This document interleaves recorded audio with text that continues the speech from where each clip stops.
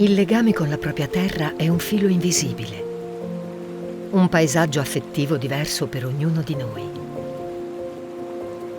Spesso al volto di gente amica, passa attraverso un gesto o un'emozione, corre lungo i riflessi di un torrente o sul profilo di una montagna.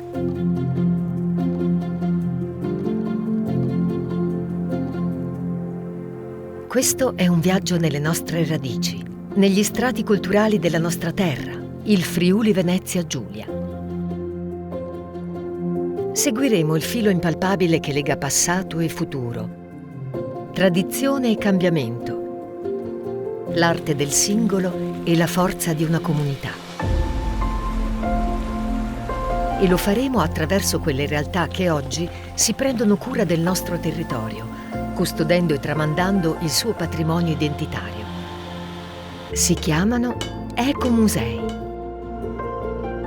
Ma cos'è un ecomuseo? È un museo senza muri e senza pareti. È un territorio, la sua natura. Boschi, campi e sentieri. Acque, pietre e paesi. Dalla Carnia al mare. Di qua e di là da laghi. Un ecomuseo è una comunità. La nostra gente, de nasce Jud. La nostra chiera. Il nostro fare e sapere. Les nostres mans. Sono les nostres lidries che viene trasmetti alle nuove generazioni.